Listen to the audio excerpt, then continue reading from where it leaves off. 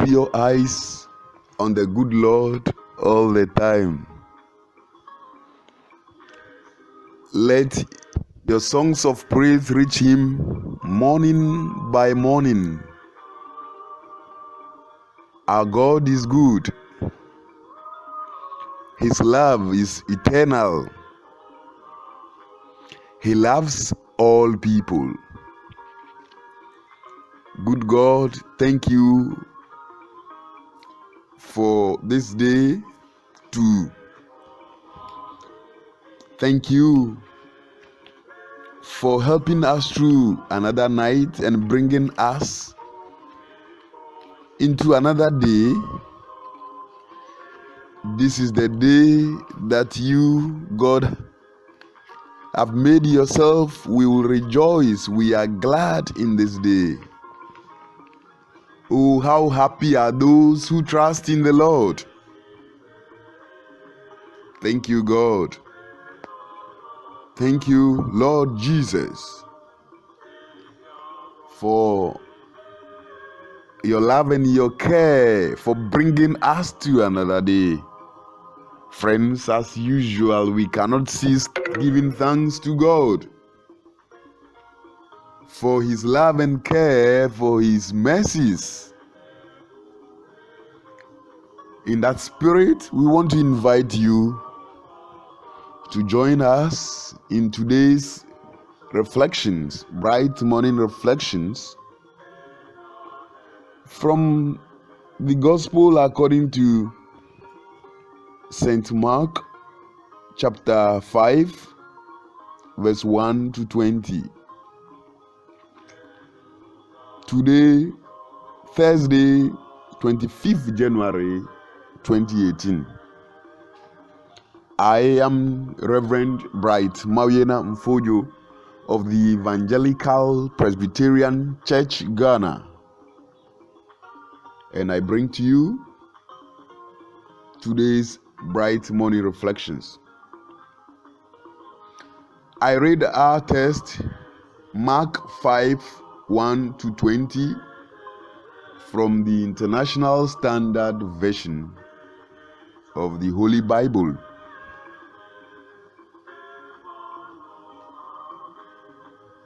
They arrived at the other side of the sea in the territory of the Gergesenes.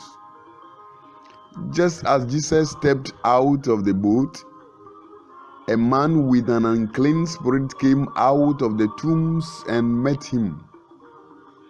He lived among the tombs, and no one could restrain him any longer, not even with a chain. He had often been restrained with shackles and chains, but had snapped the chains apart and broken the shackles into pieces. No one could tame him.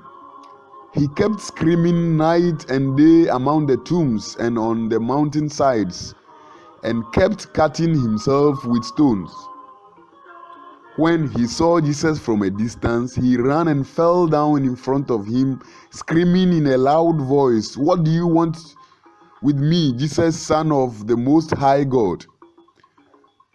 I beg you in the name of God never to torment me." Jesus had been saying to him, "Come out of the man, you unclean spirit."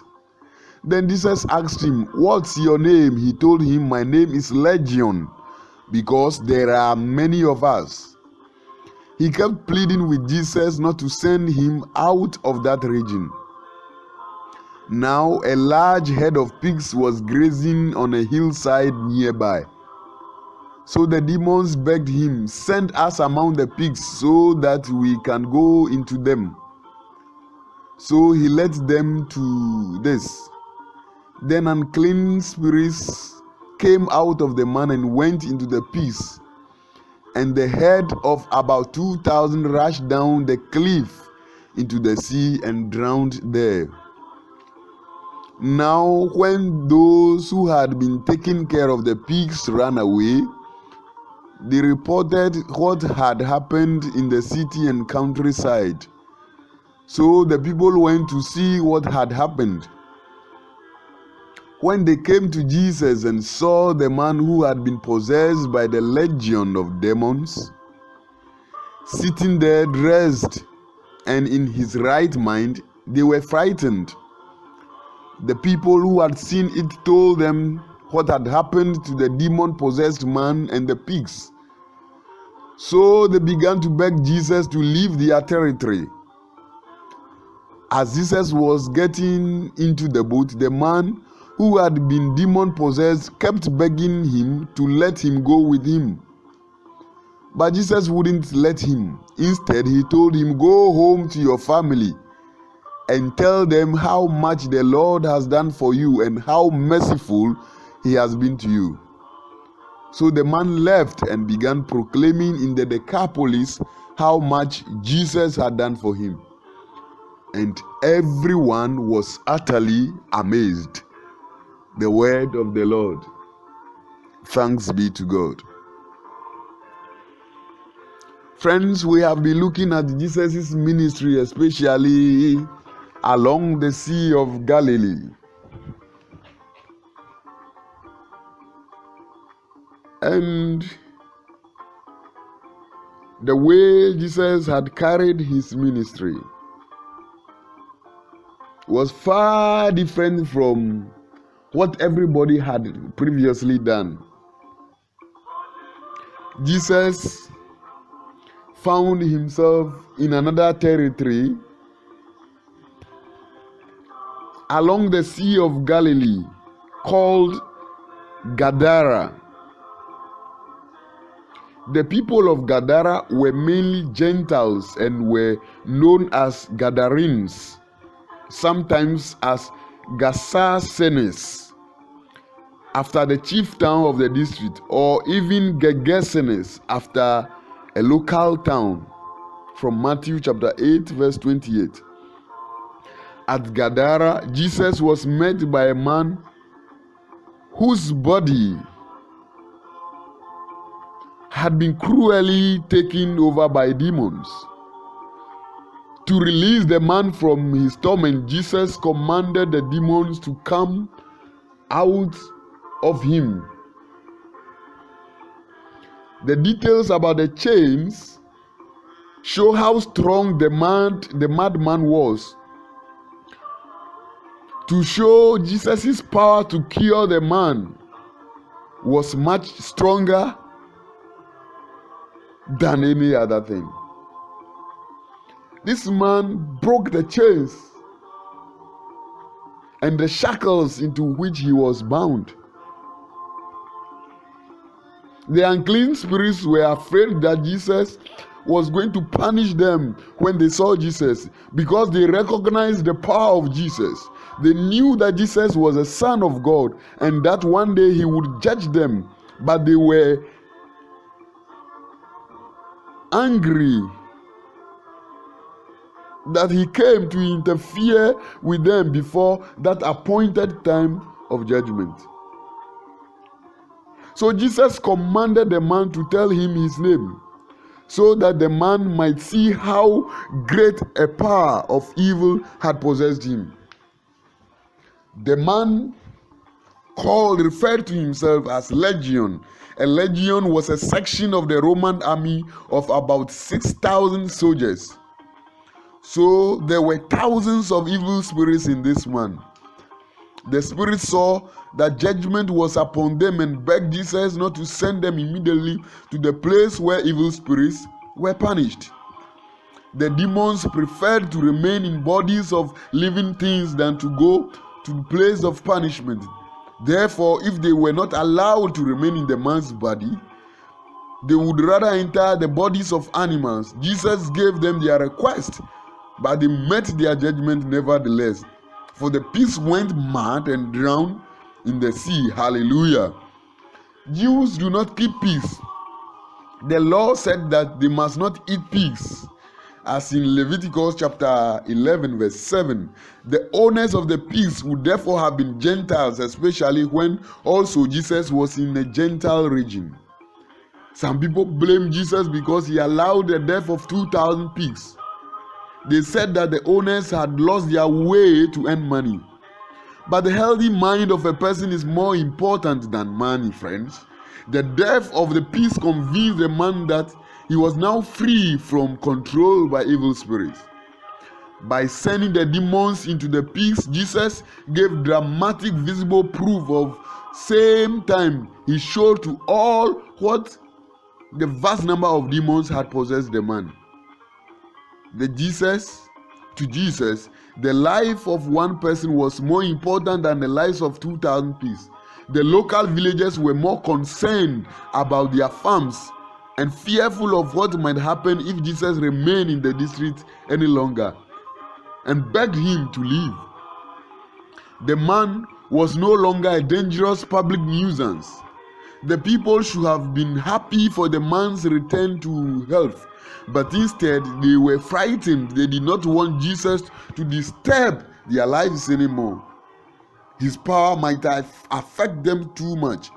Jesus left, believing the man to go and spread the good news of the Savior throughout the area. Jesus did not usually tell a person to speak about his healing. But since these people were Gentiles, there was no need for the man to keep quiet about the miracle. Gentiles would not likely use Jesus' messiahship for political purposes. The Decapolis was a Greek word that meant 10 towns. They were cities east and south of the river Jordan, where Greek people had lived for about 300 years. So Jesus was in a Gentile territory to which he would not return. Therefore, there was no danger that the crowds of Jews would want to make him king. Jesus sent the man to tell other people the good news. He would be a witness among Gentiles to the saving power of Jesus. To explain the miracle to other people would also make the man's faith stronger and stronger. So we want to realize that the power of Jesus is mightier than any power tormenting you. When this evil spirit possessed madman met Jesus the Christ, the spirit bowed and called him and begged him not to torment them until the appointed time of judgment. So no matter the kind of spirit that you have possessed, or that is tormenting you, we must remember that the power of Jesus is mightier than any such power. No matter the power that is chasing you, we must remember that the power of Jesus is mightier than every other power. So by the word of mouth, Jesus is able to cast demons, evil spirits out of evil possessed people. For every power, for every evil that is tormenting you, either from your family, your workplace, or wherever, in the name of Jesus, we command them to release and set you free now. Hallelujah. Every power that is chasing your life, every power that is against your life, every power that has made you mad, every power that is tormenting you, because of Jesus Christ, we release the power of Jesus Christ into you now, that those powers would find their way out in the name of Jesus Christ. That is the power of Jesus. Look, human life is also more important than any amount of possession of physical wealth. The people around were lamenting that 2,000 pigs had been destroyed, but Jesus Christ was demonstrating that human lives is so important. Human life is so important than any amount of wealth. Human life is more important than any amount of car, than any amount of farm, than any amount of buildings, than any amount of land. Human life is so important. So Jesus Christ was interested in the human life. It doesn't matter what you lose. What matters is life, because when we have life, we even have hope, and we can be restored to everything that has been lost. And Job is a perfect example for us to find. So while Job was still living, he had been able to receive in multiples everything that he had lost. So we should try as much as possible to save lives than to save earthly wealth. It is important to save human beings, life in human beings, than to save or to keep or to possess earthly belongings. The demonstration that Jesus gave us, we must also uphold that demonstration and use it. The power of Jesus is so powerful. So I do not understand, I do not seem to get it. When people are after all sorts of powers, we are aware that if any power that means the power of Jesus, that power must bow to the power of Jesus. So it astonishes me when pastors want to go for powers to work miracles.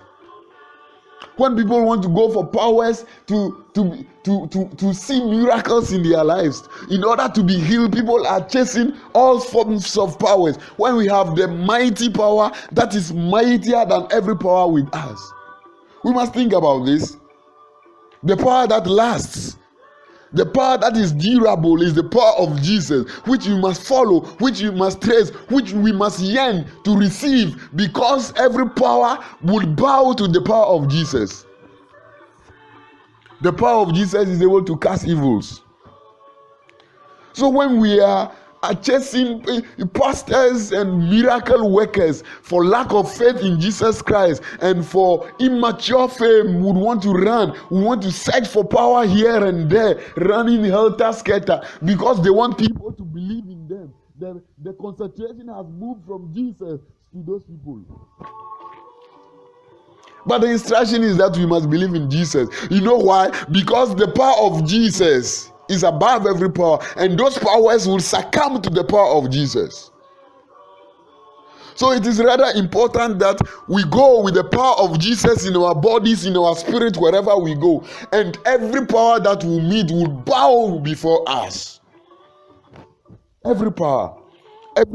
Let people go run helter-skelter looking for powers to torment you, to destroy your marriage, to destroy your finances, to destroy your family, to give you bad health. What you have to do is that you go with you everywhere you are going, the power of Jesus in your body and in your spirit, and you are done. Because those powers will surely succumb to the power of Jesus.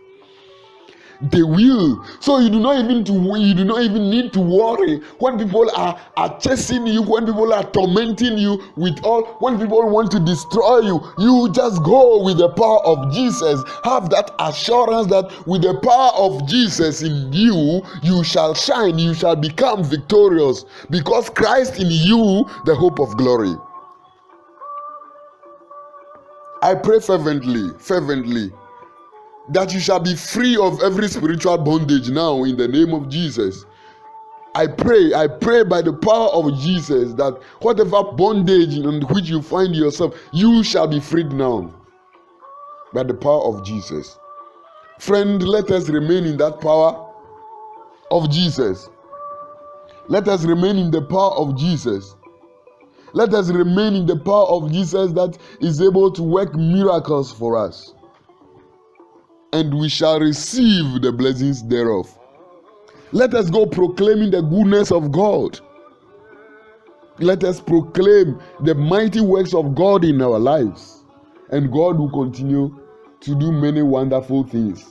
Fear not, fear no evil spirit, for the power in you, the spirit in you, is above every spirit. Fear no human being. Fear not those who kill the body but are unable to touch the spirit. Fear not, do not fear. Trust in Jesus, have faith in Jesus, and the power of Jesus would fight your enemies for you. God bless you even as you listen and share the message of Christ, and then we'll continue to experience that power forever and ever. Amen. Let us pray. Father, we are grateful to you for bringing us your word today too. We commit ourselves into your care. We know that we have no power, but your power alone works miracles for us, guides and protects us all the time. So we pray at this moment for everybody who is in any form of bondage by the evil spirits, by any spiritual power that is not your own power. Father, we pray for those people now that they receive their freedom now. We free them. We free people who are in every form of bondage now. Father, free them by your spirit, just as you did for the madman, the evil spirit possessed man at Gadara. In like manner, free us of every sin that has become evil spirit attacking and tormenting and destroying us day in and day out. Lord, keep us. Let your power be in us. Protect us so that we will not be destroyed by the evil one. We thank you. We commit this day into your care. Direct us everything that we do today. Direct us. Take charge. Take control over us and everything that we do today. Let the day be a successful day to the glory of your name. We thank you. We thank you for bringing us your word. We pray that this word will bear fruit. We shall have faith in you alone, and this word would bear fruit to the glory of your name. Through Jesus Christ our Lord we pray. Amen. Friends, we thank God for his word today too. God willing, we would come to you again tomorrow, Friday, 26th January 2018. And our text would be Mark chapter 5 verse 21 to 43. Mark chapter 5 verse 21 to 43 would be our text for tomorrow, Friday, 26th January 2018. And until then, we pray that God keep you and guide you and protect you and hide you from every power, every plan of the evil one. Be safe because God is with you. Until tomorrow, I have been the Reverend Bright Mawina Mfojo of the EP Church Ghana. I wish you well and have a nice day. God bless you and continue to bless you now and forevermore. Amen.